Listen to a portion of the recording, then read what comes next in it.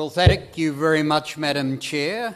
Can I acknowledge particularly Director Mansour Hassan, Justad Ahmed, Kate, our consultant, Professor Ahmed, and friends. It's a great pleasure to be here, and I feel greatly honoured that you have asked me to participate, but I must say you have me here under false pretences if you think I am in some way expert. I come to this role unable to correct anything that our distinguished lawyers have said. I have listened very carefully to the observations they have made, and particularly the importance of jurisdiction of the International Criminal Court, the extent to which Bangladesh may be able to seek to engage it, and the extent to which it can be undertaken unilaterally by prosecutors. We've heard Kate talk about the Rome Statute. I noted particularly in the observations she made that you can deal with deportation as a crime against humanity. You can deal with it. But when you look at some of the elements involved, I think they are particularly difficult to prove. The one that I focused on was that if you were going to deal with deportation, for instance, you had to be able to prove that the person was in fact a resident lawfully in the state. And you had to be able to show that the state knew, that's how I read it, that they were lawful residents. They sound like tests. I came here very much as a student. I may be a lawyer, I may have been formerly an Attorney General, I may have been a Minister of the Crown for some years, 40 years in Parliament. What it does is it gives you a degree of capacity to argue, but it doesn't make you expert. I'm not an expert on the law. But what I do know from what has been said is that if we're going to play any role in relation to getting these matters up before an international court and to have the perpetrators dealt with, we have to have the evidence. I want to spend a moment providing a little bit of context, if I may. I am a retired parliamentarian. Being a local mayor may give me some title, but I am a retired parliamentarian. I was involved for Australia as its Special Envoy for Human Rights. I have had a passion about human rights over all of my time in public life.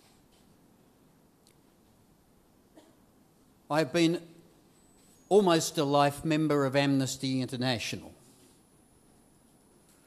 a very worthy organisation that opposes the death penalty, that is focused on torture and seeks the release of prisoners of conscience. And I must say they are issues that I have been pursuing all of the time that I have been involved in public life, often with great difficulty. They're not easy issues to deal with. But I want to see change. I had the opportunity as Australia's Envoy for Human Rights to be able to argue that we should play a role in bringing a better understanding of human rights issues to the international community. And we were seeking election to the UN Human Rights Council and were recently elected to it, and in part my role helped achieve that outcome for Australia. I don't know how well we'll undertake the task, but one of the roles of the international community coming together in the Human Rights Council will be to get these matters up and argued. My interest in these matters may be one of the reasons I have been asked to participate. I had the opportunity of participating recently in a conference in Germany, Cologne. An organisation interested in these issues hosted a number of us to talk about these questions. And Professor was there with me, participating, as numbers of others were, in discussing the plight of the Rohingya people. I was better educated on these issues because of my presence, and I wanted to come to this point. If you go to the Cologne Declaration, you will find that it has statements about what is happening to the Rohingya, all of which I think in this audience you would endorse. But I found particularly a paper interestingly prepared by our then host Haseen of particular interest to me, because they spoke about what happened in Bosnia. And one of the points they were making was that, in simple words, Bosniaks as a nation have, since 1991, regardless of individual political, religious and other affiliations, documented uniquely and systematically in the best possible manner the genocide committed over them. Documentation was realised through the institutions as an immeasurable contribution to ensure that they were able to bring to account those who were responsible for destruction, murders and like matters. In other words, if you're going to go before an international court in the ways that have been described here, you're going to have documented all of the evidence in the most robust way. And if I were asked what could those who are here do that might help, it would be to play a part in helping to document the information that is going to be needed to bring these matters forward. I thank the Dakar University, I thank our Genocide Centre, I thank ActionAid because they've made it possible for me to be here. But what they did was they also made it possible for me to visit Cox's Bazar. You might think, for a politician, this is a unique experience. It's not for me. My first visit to refugees started when I saw Afghans in Peshawar in the early 1980s. I visited the Vietnamese, whether they were in Malaysia, Hong Kong, Indonesia, fleeing after the change of regime there. I saw many of the Khmer over a long period of time. I visited Africa. I was responsible for putting in place the first programs to bring southern Sudanese to Australia when I'd visited the camp at Kakuma. I spent time particularly in the Balkans. I did visit Bosnia. I saw the Serbs who had fled Croatia. I've had the opportunity of visiting extensively in the Middle East. I'd recently been in Turkey, in Jordan, in Lebanon, to see the people who had fled the horrific circumstances there. I visited the camps. I saw what there was to see. I have to tell you, none of them are ever very pleasant places to be. There is no way that people should be left in circumstances like that. And I found Cox's Bazar every bit as bad as anything you could see, notwithstanding the enormous effort that is being put in by well-meaning people to help those who have fled. When I saw something of the 50% of children that the judge referred to, and I looked into their eyes, I bonded with them, I saw them and listened to them, denied even there a full and effective education system for all the work that is being done. I'm taking home to show to all that I can the photographs of these magnificent children in this most depressing environment. But I wanted to share with you something of what I see as the hopelessness of their situation and what is likely if we don't address it. My first visit to a difficult political situation occurred in the 1980s. I went to Sri Lanka for the commemoration. They were a Commonwealth country. Bangladesh is a Commonwealth country. They had their independence and we were celebrating the 50th years of the, I think it was, of the Commonwealth Parliamentary Association. A great celebration, the rule of law, independence. I sat down with people of different backgrounds. Sinhalese, Tamils. When I sat down with the Tamil community, I heard about their concerns. Look, there had been circumstances that people would have said was colonial and terrible because the British used to divide and rule. They would advantage some over others. And the Tamils were seen to have been given an advantage in education and employment opportunities in government over the Sinhalese population. I mean, that's the background to it. And yet, at a very time when people could have sat down and constructively worked out the way in which if you have a different religion, you have different cultures, you have different interests, you can function effectively in a unitary state because you allow people to keep their heritage, to keep their religion, keep their language, and still function effectively within the state.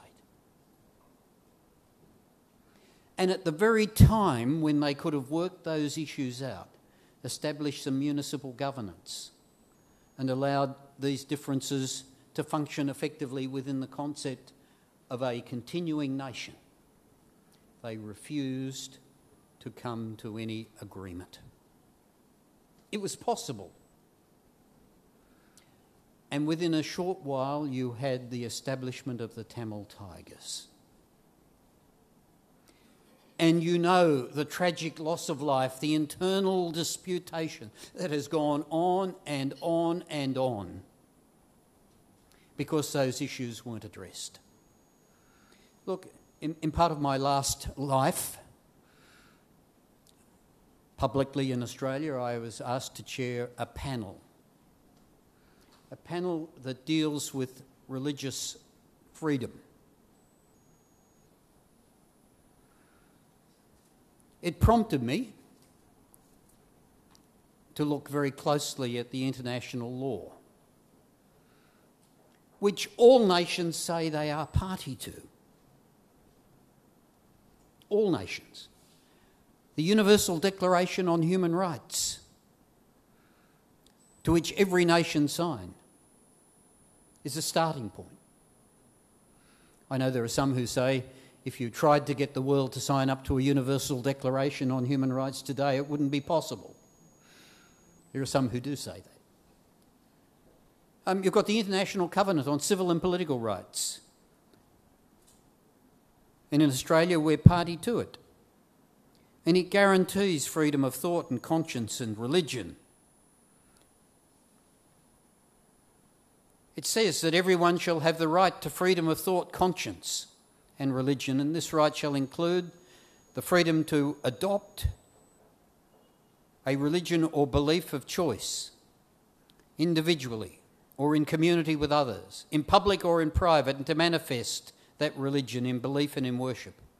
And no one shall be subject to coercion which would impair this freedom to have or adopt that religion or belief of choice. Freedom to manifest one's religion and beliefs may be subject only to such limitations as are prescribed precisely by law and necessary to protect public safety, order, health and morals and fundamental rights and freedom of others.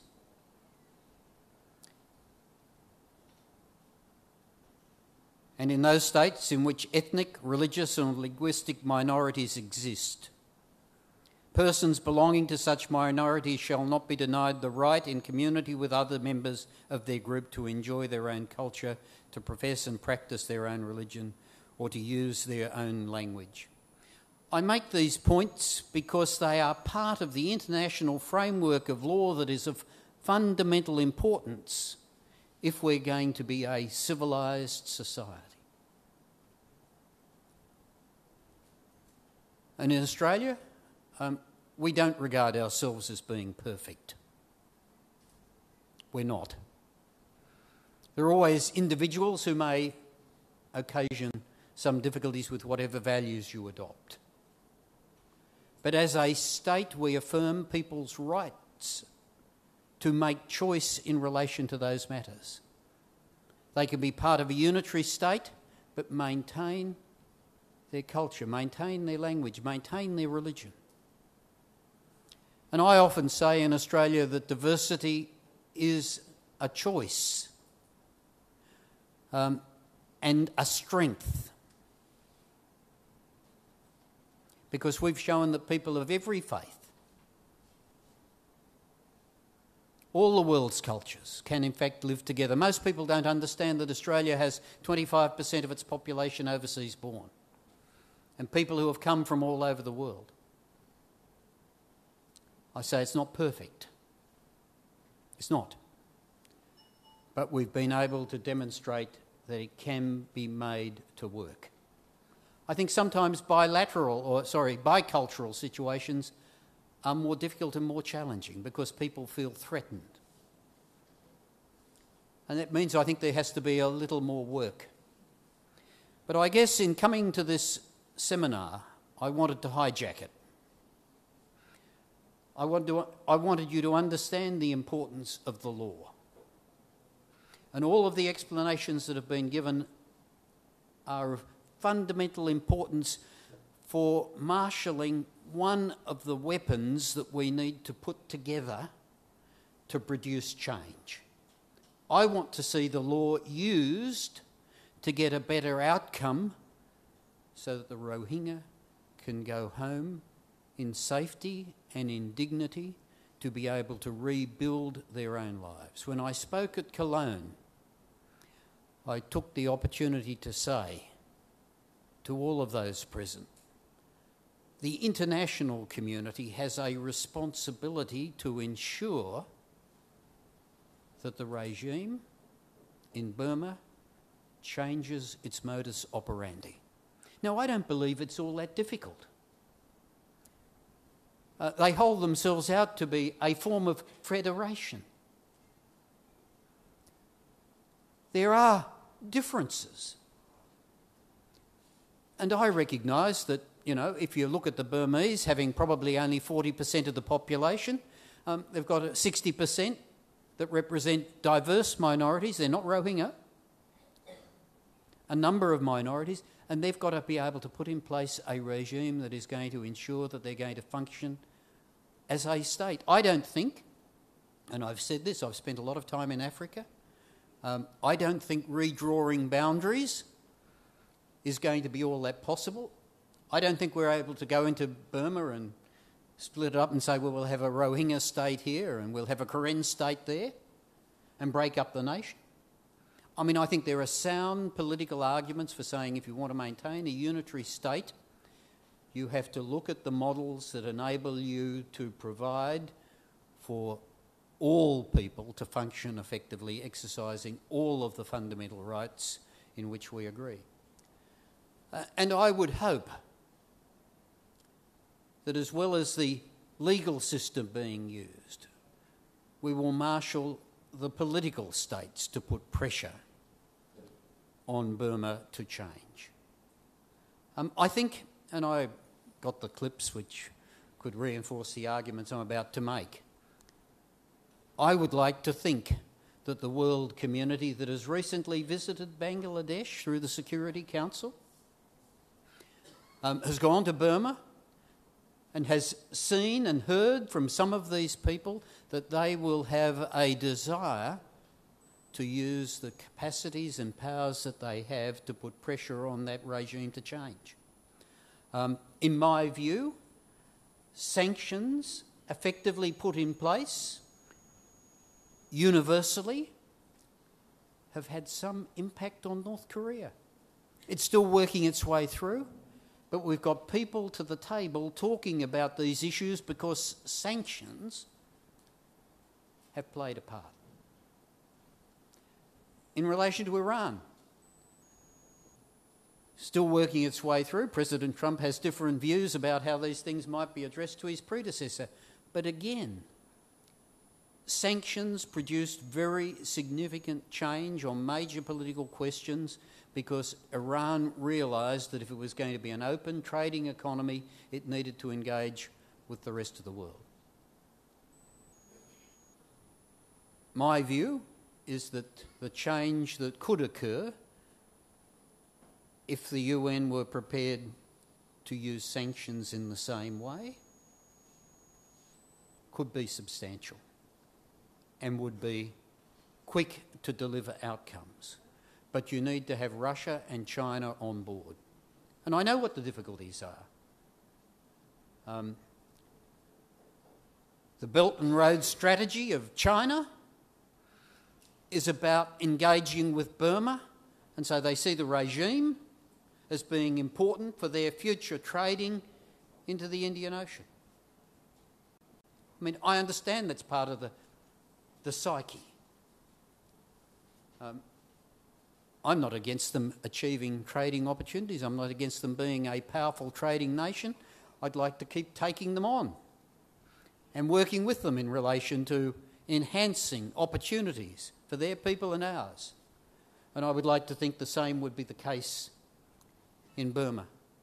I mean, when you think about it, it's a state that needs to engage with the world community if it's going to be able to deliver for its own people all of the opportunities that we have seen others successfully achieve. And so I come to an occasion like this. I hope you will forgive me if I've hijacked the venue and the event. But I am strongly of the view that we should use the international law because it's one of the levers. But we ought not to forget that there are a multiplicity of leaders that need to be used. And for those children I saw, for the families I talked to, this matter needs to be resolved, and sooner rather than later. Thank you very much.